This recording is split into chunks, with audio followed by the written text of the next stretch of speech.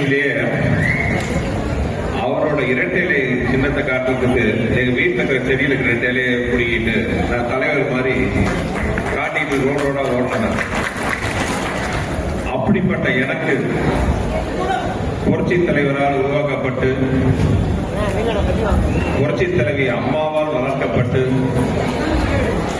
இன்று புரட்சி தலைவர் புரட்சி தமிழர் இபிஎஸ் ஐயா அவர்களால் போற்றி பாதுகாக்கப்படும் இரட்டை இலை சின்னத்தில் மதுரை மத்திய தொகுதியில் வேட்பாளராக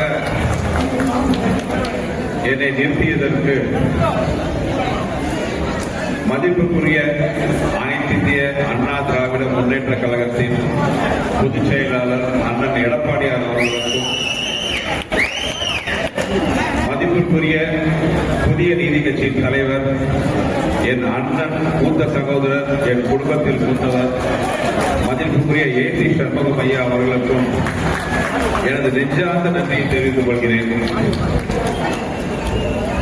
இந்த தொகுதிக்கு நான் வந்தபோது புதிய தொகுதியா இருக்குதே அப்படின்னு நினைக்கும் போது வழிகாட்ட நான் இருக்கேன் அப்படின்ட்டு எல்லா வகையிலையும் எனக்கு ஒரு அண்ணனாக முன்னிறுத்தி என்னை வழிநடத்தும் மதிப்புக்குரிய மாவட்ட செயலாளர், அடுத்த மாதம் அமைச்சராக போகும் என் மதிப்புக்குரிய அண்ணன் செல்வராஜ் அவர்களே, திரு ஒரு அருமையான உரையாற்றிய திரு அண்ணன் மாரி சக்கரவர்த்தி மாவட்ட செயலாளர் பாரதிய ஜனதா கட்சி அவர்களே, அமமுக கழகத்தின் மாவட்ட செயலாளர் ராஜலிங்கம் அவர்களே, தமிழ் மாநில காங்கிரசின் மாவட்ட தலைவர் ராஜாங்கம் அவர்களே, ஐஜிகே கட்சியின் மாவட்ட செயலாளர் ராமகிருஷ்ணன் அவர்களே, ஐஜிகே மாநில அமைப்பு துணை செயலாளர் முத்துராஜ் அவர்களே, பெருந்தலைவர் மக்கள் கட்சி மாநில தலைவர் என்ன தனபாலன் அவர்களே, பெருந்தலைவர் மக்கள் கட்சி மோகன் அவர்களே, இன்னைக்கு தான் பார்த்திருக்கேன். காலை நான் வரும்போது உள்ள நுழைய வழி இல்லாத அளவுக்கு அப்படி ஒரு கூட்டம் பார்க்கும்போது மனசுக்கு அவ்வளவு சந்தோஷமா இருந்துச்சு. அப்புறம் அந்த பேர் வந்து அண்ணன் செந்தில் பேர் அந்த இவ்வளவு பெரிய கூட்டத்தை பார்க்கும் போது மனசுக்கு அவ்வளவு சந்தோஷமா இருந்துச்சு. அப்ப என் மனசுல வந்து நினைவு என்னன்னா, 1973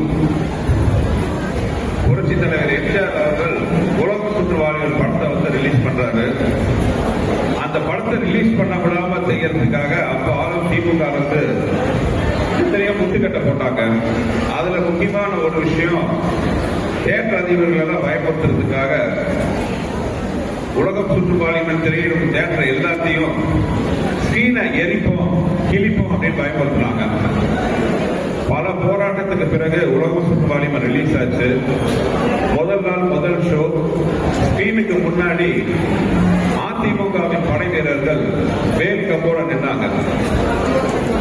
திரைய பார்த்துல மக்களை பார்த்து வேல் கம்போட திரைக்கு காவலா நின்னாங்க. ஸ்கிரீன் விலகிச்சு.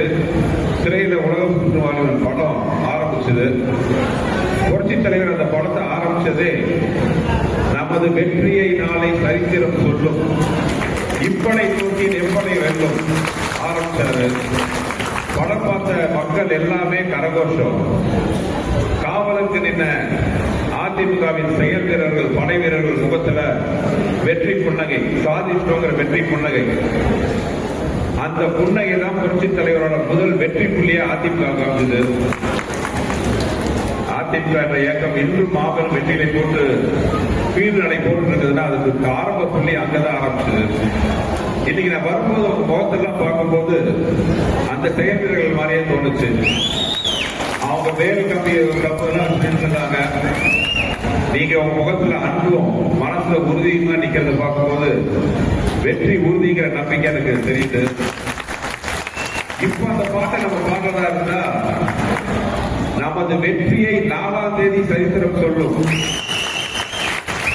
இப்படை தோற்றி எப்படை வேண்டும் அப்படிதான் இப்ப நம்ம பாடணும். ஏன்னா இந்த வெற்றியை உறுதிப்படுத்துவதற்கு தேர்தல் கமிஷனே டேட் அனௌன்ஸ் பண்ணிருக்காங்க.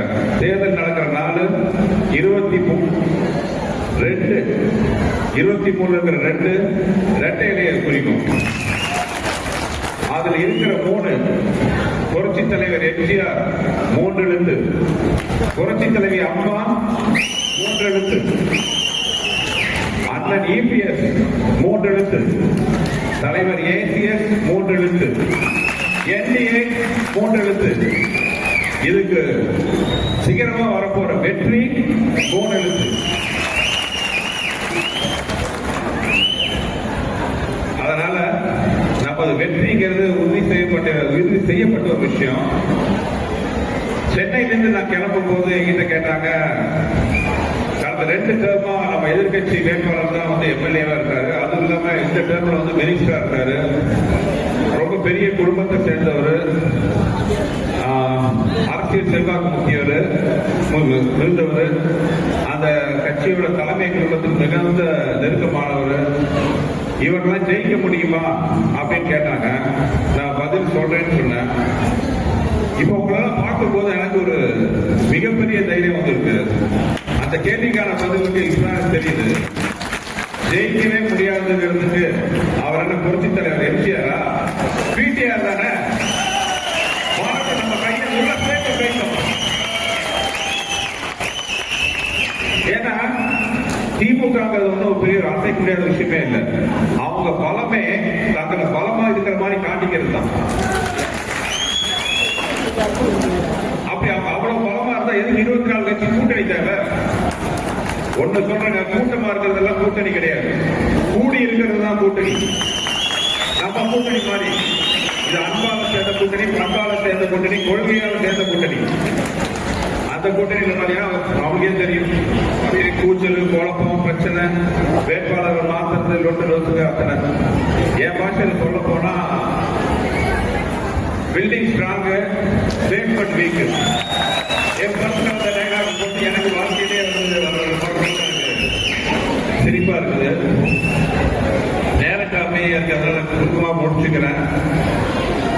முந்தா நாள் மதிப்புக்குரிய தமிழக முதல்வர் மதுரை கொண்டிருந்தாரு, பேசினாரு. அதுல வந்து மத்திய அரசு மதுரையை வச்சுட்டதா சொன்னாரு. இதை கேட்கும்போது சிரிப்புதான் வந்துச்சு. உண்மை என்னன்னா நம்ம எல்லாத்துக்குமே தெரியும். 2015 ஸ்மார்ட் சிட்டிங்கிற ஒரு ஸ்கீம் வந்துச்சு. இந்தியாவின் தலை சேர்ந்த 100 நகரங்களை முன்னேற்றத்துக்காக மத்திய அரசால் கொண்டு வரப்பட்ட ஒரு ஸ்கீம். அந்த ஸ்கீம்ல மதுரையை இடம்பெற்றுச்சு. மதுரைக்கு ஸ்பெஷல் அந்தஸ்து கொடுத்திருந்தாங்க. ஹெரிடேஜ் டெவலப்மெண்ட் சொல்லிட்டு தனியா ஒரு அந்தஸ்து கொடுத்தாங்க. அந்த நிதியில பெரும்பகுதி மத்திய அரசும் மாநில அரசும் குறிப்பிடத்தக்க நிதியை கொடுத்துதான் ஸ்மார்ட் சிட்டி திட்டம். ஸ்மார்ட் சிட்டி திட்டம் உருவாச்சு. அப்போ இருந்த அதிமுக எடப்பாடியார் தலைமையிலான ஆட்சியில, அம்மா தலைமையிலான ஆட்சியில மத்திய அரசோட இணைந்து அந்த ஸ்மார்ட் சிட்டி மூலமா உருவான திட்டங்கள் தான் இப்ப நம்ம முன்னாடி இருக்கிற பெரிய பஸ் நிலையம் ஆகட்டும், வைகையாரை சுற்றி இருக்கிற தடுப்பு சோர்கள் ஆகட்டும், மீனாட்சி அம்மன் கோயிலை சுற்றி இருக்கிற நடைபாதைகள் ஆகட்டும், சோலார் லைட் ஆகட்டும், மல்டி லெவல் கார் பார்க்கிங் ஆகட்டும், இப்ப இவங்க தாங்க திறந்து வச்சுதான் ஒரு பேரை போட்டு திறந்து வைக்கிறாங்க பாலங்கள். அந்த திட்டம்லாம் அப்ப போடப்பட்டதுதான். இந்த மாதிரி மதுரைக்கு எத்தனையோ திட்டம் வந்துச்சு. வர வேண்டியிருக்க போதுதான் எதிர்பாராத திமுக ஆட்சி வந்துச்சு. இந்த 5 வருஷமா ஒரு புள்ள கூட நோக்கல. தேவையில்லாம அரசியல் ஆதாயத்துக்காக மத்திய அரசு கூட சண்டை போட்டு வரக்கூடிய நிதியெல்லாம் கெடுத்து இப்போ ஒரு தங்க நகரமா, கோபுர நகரமா விளங்குற மதுரையை வந்து ஒரு குப்பை நகரமா மாத்திட்டு இருக்காங்க. இதுதான் வந்து ஆட்சி செய்யற லட்சணம். இப்ப சொல்லுங்க, மதுரையை வஞ்சித்தது மத்திய அரசா இல்லை இந்த ஆண்டு இருக்கிற மாநில அரசா? எல்லா இடத்துலயும் ஊழல், லஞ்சம். மதுரையை சுற்றி பார்க்கும்போது ரொம்ப ரத்த கண்ணீர் வருது. எங்க பார்த்தாலும் ரோடு குண்டு குழிமா இருக்கு, அதுல சாக்கடை ஓடுது, ஒதுக்க கழிப்புகள் கிடையாது. மதுரையில வைகை ஆற்ற, தெய்வ நகர்ல வைகை ஆற்ற ஒரு சாக்கடை நதியா மாத்திட்டு இருக்காங்க. கார்பரேஷன் ஊழல் பாத்தீங்கன்னா 200 கோடிங்கிறாங்க. ஆனா ஒரு விஷயம் மட்டும் நான் ஒத்துக்க மாட்டேன். திமுக 200 கோடிக்கு ஊழல் பண்ணாங்கிறத நான் ஒத்துக்கவே முடியல. ஏன்னா அவங்க 200 கோடி ஊழல் பண்றவங்க சின்ன லெவல்ல பண்ண மாட்டாங்க. இது ஆயிரக்கணக்கான கோடி. நம்மளுக்கு வெளியில தெரிஞ்சிருக்கிறது இங்கிலீஷ்ல சொல்லுவாங்க டிப் ஆஃப் த ஐஸ்பர்க். நமக்கு நமக்கு வெளியில தெரிஞ்சிருக்கிற அளவு பாத்தீங்கன்னா ஒரு 200 கோடி, பின்னாடி எவ்வளவோ இருக்கு. இவங்க கொள்ளையடிச்சது எந்த திட்டத்தையும் உண்மையா நடத்த விடாம எல்லாத்தையும் அரைகுறையா நிறுத்தி, ஒரு பழைய செய்தி ஒண்ணு, ஒரு பெரிய ரோட்ல போயிட்டு இருக்கும் போது 2 பேரை பார்த்தாங்க. ஒருத்தன் 3 அடிக்கு கேப் விட்டு குழிய நோண்டிட்டு இருக்கான். அவனுக்கு பின்னாடி வரவன் அந்த வெட்ட குழிய மூடிட்டு இருக்கான். பெரியவருக்கு ஒன்றும் புரியல. என்னப்பா அவன் குழிய வெட்டுறான், நீ பின்னாடியே போய் மூடிட்டு இருக்க, என்ன விஷயம்? ஐயா, இது அரசாங்க வேலை நடந்துட்டு இருக்கீங்கயா, ஒரு டெண்டர் ஒர்க் போயிட்டு இருக்கு. டெண்டர் ஒர்க் புரியலையா, என்ன விஷயம்? இல்லைங்கயா, அந்த எனக்கு புளிய தோன்ற டெண்டர், இன்னொருத்தருக்கு அந்த செடியை நடுற டெண்டர், 3வது ஆளுக்கு செடியை நடுறதுக்கு அப்புறம் புளிய போடுற டெண்டர். நானும் 3வது ஆளும் கட்டி கரெக்டா பேசி கொடுத்துட்டு டெண்டர் கொடுத்துட்டாங்க. இந்த செடியை நடுறவனோட டெண்டர் ஒர்க் அவுட் ஆகலாம், அவன் கட்டிங் பேச்சுவார்த்தை போயிட்டு இருக்கு. நாங்க பணத்தை போட்ட காசு எடுக்கணும் இல்லையா, அதனால நாங்க எங்க வேலையை ஆரம்பிச்சிட்டோம். அதனால நான் புளிய தோற்றேன், இவன் போடுறான், பின்னாடி சரி நேரம் வரணும் அப்படிங்கிறாரு. இப்படிதான் காரண காரியம் இல்லாமல் இந்த அரசாங்கத்துல மக்களோட வரி பணம் வீணா போயிட்டு இருக்கு. எந்த உறுதியான காரியமும் நடக்கல. இது எல்லாமே பாத்தீங்கன்னா நம்ம மதுரை மத்திய தொகுதி மக்கள் விழித்துக் கொள்ள வேண்டிய நேரம் வந்துருச்சு. இரட்டை இலை மலர வேண்டிய நேரம் இப்ப இவங்க மேல எத்தனை தவறுகளையும் தப்புகளையும் வச்சுக்கிட்டு என்ன பார்த்து சொல்றாங்க, இவன் வெளியூர்ல இருந்து வந்தவன், வெளியூர்ல இருந்து வந்தவன். எனக்கு அதை கேட்கும் போது சிரிப்பா தான் இருக்கு. உள்ளூர்ல இருந்து இவங்க என்ன சாதிச்சாங்க? 5 வருஷம் நான் மதுரை வந்ததிலிருந்து எத்தனையோ பொதுமக்களை பார்க்கிறேன், எத்தனையோ வியாபார புள்ளிகளை பார்க்கிறேன், பெரிய மனிதர்களை பார்க்கிறேன், சராசரி மனிதர்களை பார்க்கிறேன், டீ கடையில மனிதர்களை சந்திக்கிறேன். எல்லாரும் சொல்றது இந்த 5 வருஷமா இந்த தொகுதி எம்எல்ஏவை பார்த்ததே இல்லை.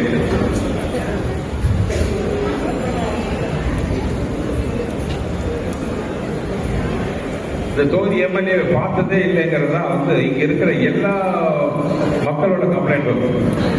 அவங்க தான் என்ன பார்த்து சொல்றாங்க, வெளியூர்காரன். நீங்க மட்டும் நம்ம எல்லாம் ஒன்னா கூடி நின்று வெற்றியை பெற்று தந்தா என்ன பார்த்து எங்கிருந்தோ வந்தா நம்ம சொல்றவங்க வாயிலிருந்தெல்லாம் எங்கிருந்தா வந்தான்னு சொல்ற அளவுக்கு நான் கண்டிப்பா வேலை செஞ்சு உங்களை எல்லாத்துக்கும் பெருமைப்படுத்தி நான் வாக்கு கொடுக்குறேன். நம்ம முன்னாடி இருக்கிறது சாதாரண ஒரு விஷயம் கிடையாது, மிகப்பெரிய ஒரு போராட்ட களம்.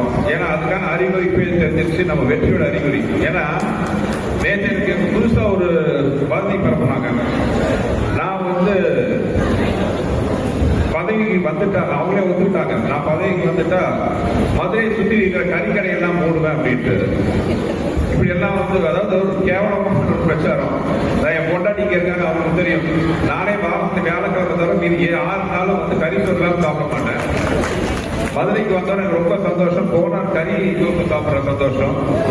என்ன பார்த்து இப்படி சொல்றாங்க, நம்ம ஜெயிச்சோட மிகப்பெரிய விருது கொடுப்போம், கறி விருந்து. அது இந்த மாதிரி பொய் வார்த்தை பரப்புறவங்களையும் கூப்பிடுவோம். அதனால அவங்க பொய் பிரச்சாரம் ஆரம்பிச்சது சரி. பணமே கொடுக்க மாட்டேன்னு சொல்ற சில பேர் பாத்தீங்கன்னா இப்பவே முதல்ல சேர கொடுத்துட்டாங்க அவங்க நாற்காலி காப்பாற்றுறதுக்கு. அந்த நாற்காலி ஓட்ட நாற்காலி. இதெல்லாம் அவங்க அவளை பார்த்து பயந்ததுக்கான முதல் படி. அம்மா சொன்னாங்க, மக்கள் தான் நமக்கு எஜமானர். அதை நம்ம மனசில் எத்திக்கணும். மக்களுக்கு தான் எஜமான் நினைக்கிறவங்களை அகற்றிட்டு மக்களுக்கு தேவையான நம்மள மாதிரி அதிமுக தொண்டர்கள் பதவிக்கு வரணும். என்ன நம்பி ஓட் பண்ணுங்க, இந்த களத்துல போராடுங்க, வெற்றி கனி பறிச்சு கொடுங்க. உங்க நம்பிக்கையை நீங்க காட்டுங்க, என் விசுவாசத்தை நான் காட்டுறேன்.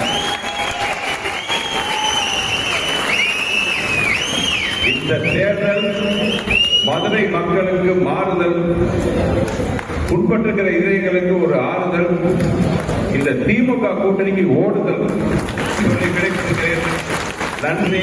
அடுத்த 20 நாள் நம்ம எல்லாம் தோளோட தோல் நின்று உழைத்து, அடுத்த 15 நாள் தோளோட தோல் நின்று உழைத்து வெற்றிக்கனியை பறித்து மதிப்புக்குரிய நமது அண்ணன் எடப்பாடி அவர்களை முதலமைச்சர் நாற்காலிக்கு உட்கார வைக்கிறதுக்கு மதுரை மத்திய தொகுதி முக்கிய காரணமாக இருக்கிறார்கள் என்று வேண்டி கேட்டுக்கொண்டு வந்திருக்கும் பெரியவர்கள் நண்பர்கள் இவ்வளவு பெரிய கூட்டத்தை அரேஞ்ச் பண்ண கூட்டணி கட்சி நிர்வாகிகள் அதிமுக தலைவர்கள் தொண்டர்கள் நிர்வாகிகள் அனைவருக்கும் எனது மனமார்ந்த நன்றி கூறிக்கொண்டு வெற்றிக்கு உங்கள் ஒத்துழைப்பை கேட்டு விடைபெறுகிறேன். நன்றி.